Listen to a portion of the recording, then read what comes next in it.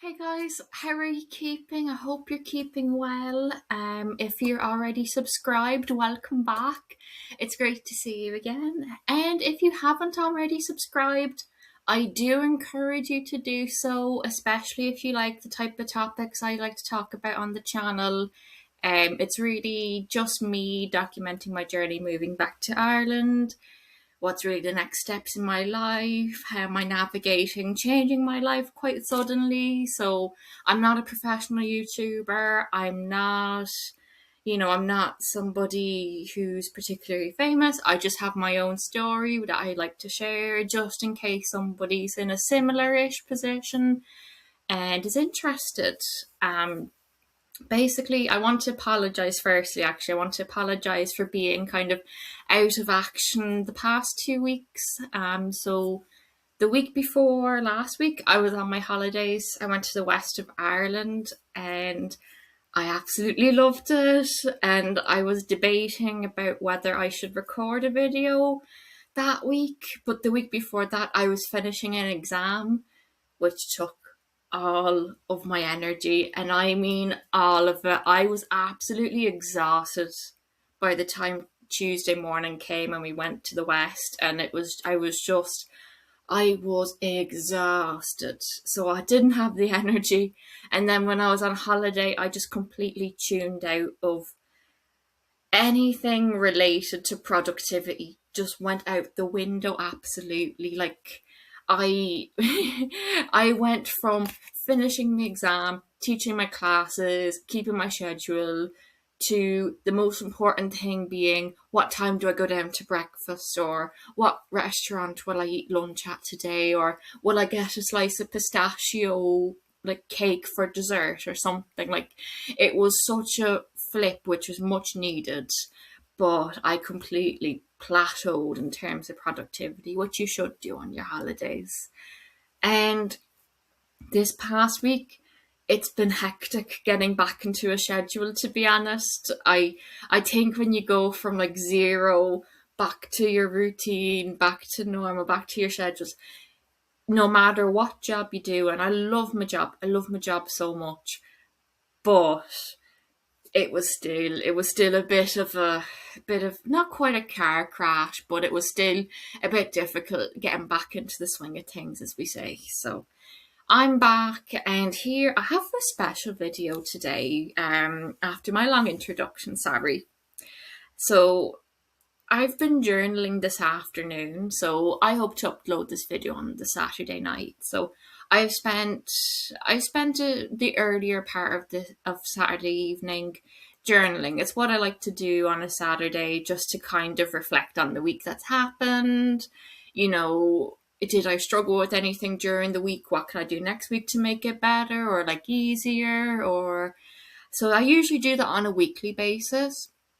But since September's coming up, because August is flying by, absolutely flying by, so I thought it's better to start this today than just to let it, you know, roll on and then September's here before we know it.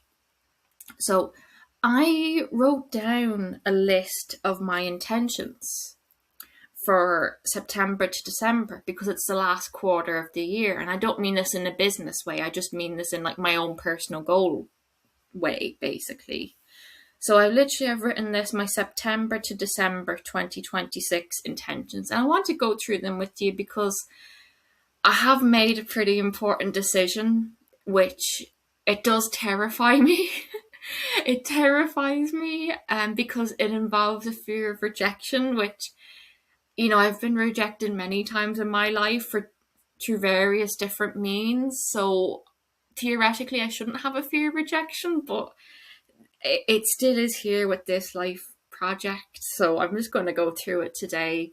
Um, Firstly, I have three intentions that I want to complete before the end of the year. I don't think I've mentioned this before, but I'm upgrading a lot of my teaching specialization certificates I got in the US. I'm updating them with Irish qualifications that are, in my opinion, a bit more intense. They're a bit more intensive by nature, but they're also are very specialized as well. So I have three of these certificates that I want to finish. I finished two quite rigorous certificates earlier this year, and I actually finished one of them just before I went on my holidays. So I hope to do three more by the end of the year. They're smaller, they're about half the size, so it's possible.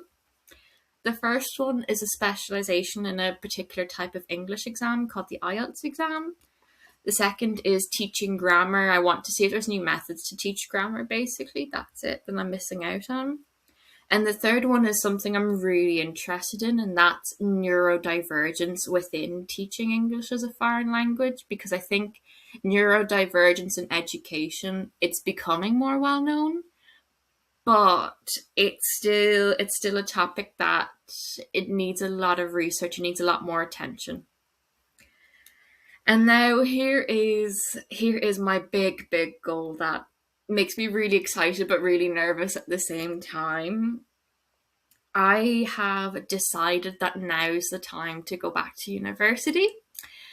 I I was really torn on when to get my master's degree because I had some people tell me just go into your master's degree straight after undergrad or straight after your bachelor's degree.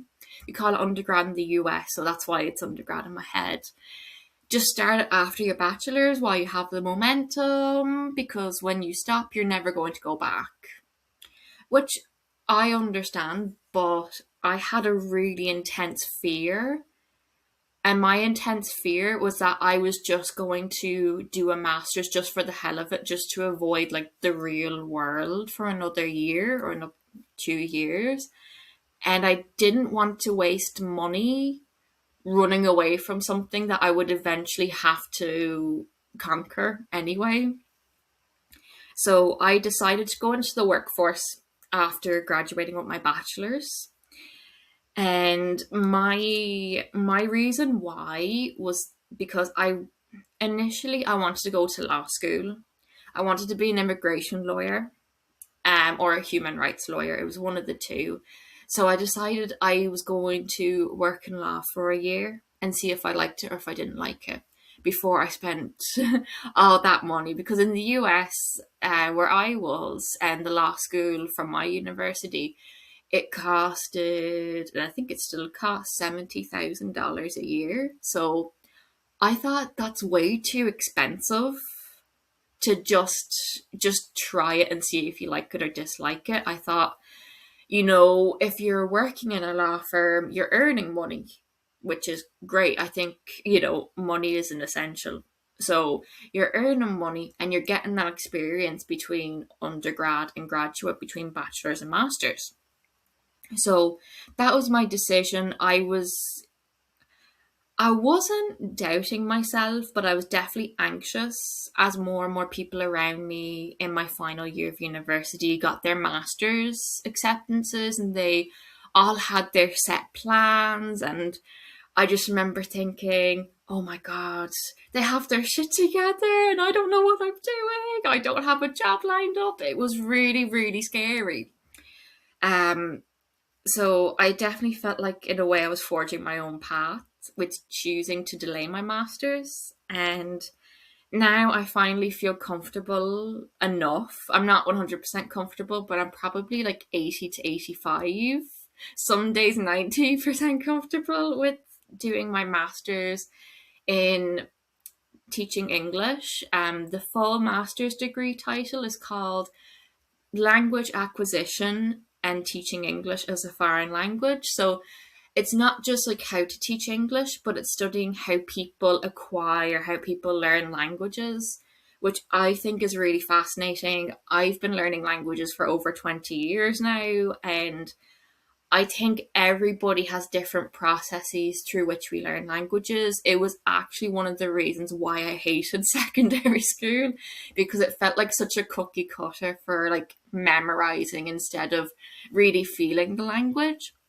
So I've actually been telling like my 22-year-old self, like, you did the right thing waiting, because now you have a subject which you are really passionate about.